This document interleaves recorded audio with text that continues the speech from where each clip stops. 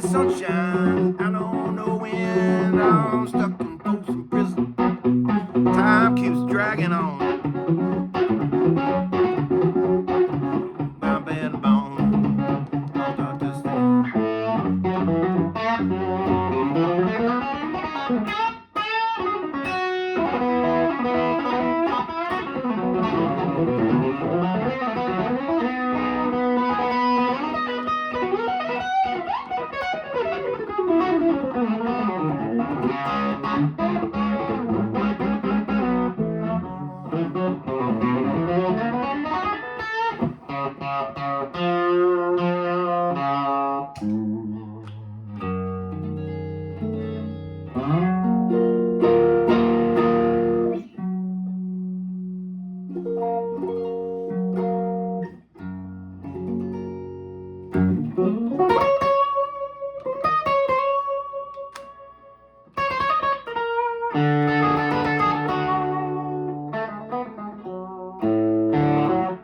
Oh God, 13 minutes of just playing. I'm sorry, guys.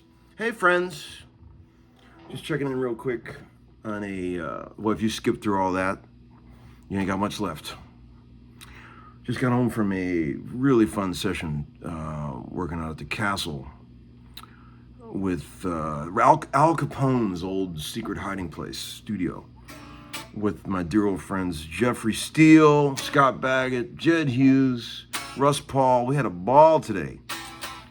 Jeff Steele is making an acoustic album of all his legendary hits and some brand new stuff. It's called Storyteller. He just told me. I'm really excited about it. But Jeff is a dear old friend, and I love him to pieces. Man, what a writer that guy is. It's just amazing the gift that some people have with common words, you know. Same words I use, but some people just know how to string them together in a song. It's just amazing. But man, Jeff and I go back 25 years, something like that. I played on all his demos back in the old days. I used to stand up on sessions when I was a young man just to get into it. Instead of sitting down in the chair, I would wear a strap and stand up. And I remember the first time he ever used me, he was like, I fucking love that guy, man. He gets into it. He stands up when he's playing in the studio. Not a lot of people do that. That's the kind of energy I had when I was a young man.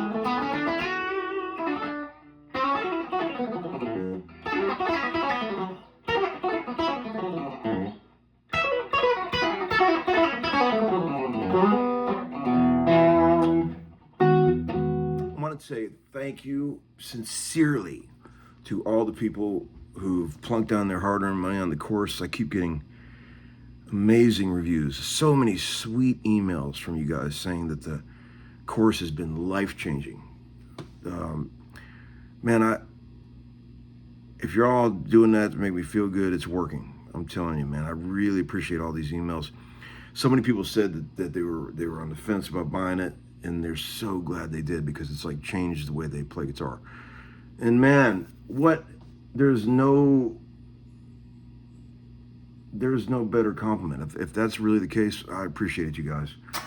I'm really glad it's helping, because Lord knows I'm a little ADD when I just start going on these homeschooling videos. It was kind of good to have Brett pop around to slow me down a little bit and, say, man, what are you actually doing there? Because I've been doing this so long, I just do it without thinking.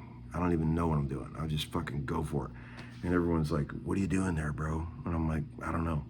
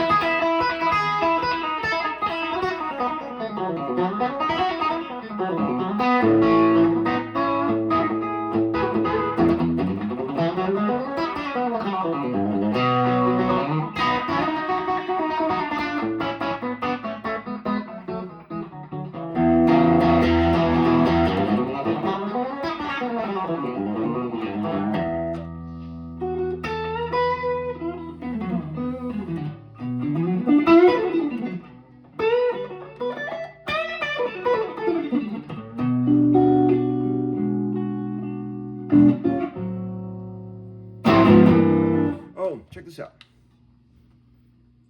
What do you think of this? Huh?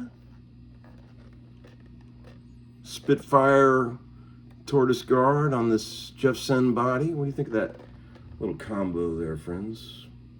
Smash or trash?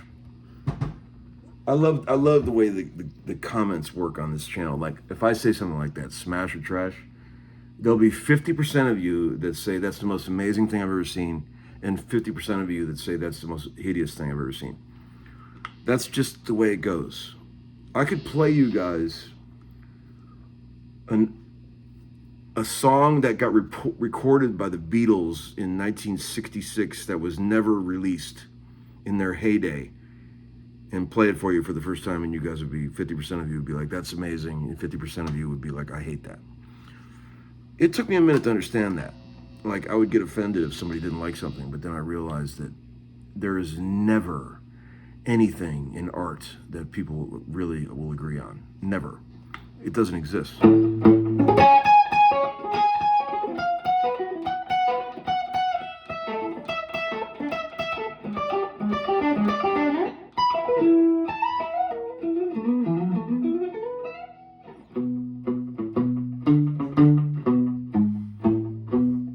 Yesterday a morning came, a smile upon your face.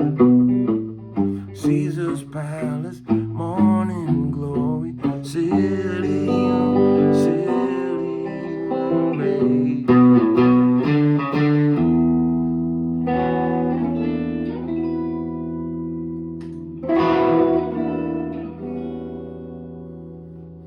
Sitting on the sand, my love and I, sitting on the sand, my love and I.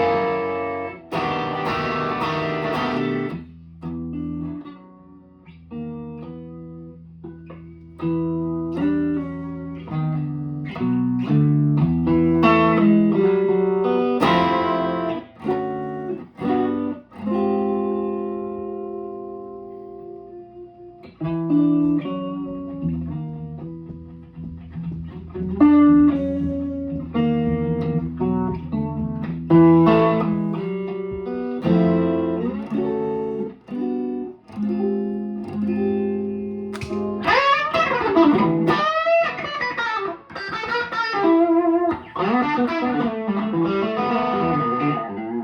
used to love going to see Steely Dan in the later years when Walter Becker would just piss all over those amazing songs that they wrote. Like, he did not give a fuck what the record did or who was playing at any given time. He was like, I'm fucking soloing over this whole song. I thought that was awesome. I remember seeing him, I think I told you guys this. I remember seeing him at this outdoor theater in Nashville before he died and just thinking, Jesus, man, he just doesn't give a fuck. He's just soloing through all that shit. And then when he died, I saw him again at the same venue, and I remember thinking, whoever was in the band now, they were so afraid to divert from the record that it just sounded like a cover band. And I remember thinking, you know what? As annoying as it could be at the time, Walter gave them the stink. You know, his irreverence was what made it cool.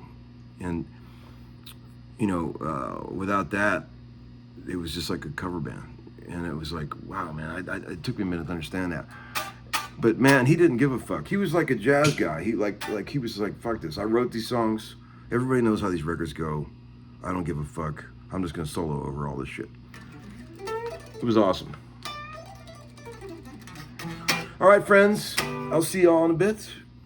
Back to my life. I've got one more road trip with the Vince Gill group.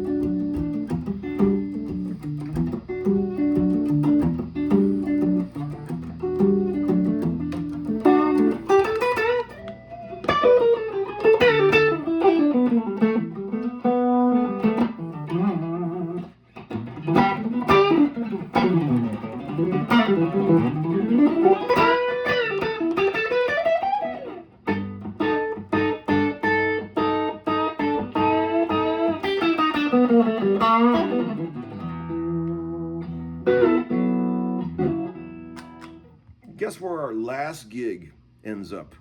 The last gig of the Vince Gill tour for the summer. Of the out-of-town stuff. Guess where it ends up? Cleveland. How fitting. All right, guys. I'll see you in a bit. It's been a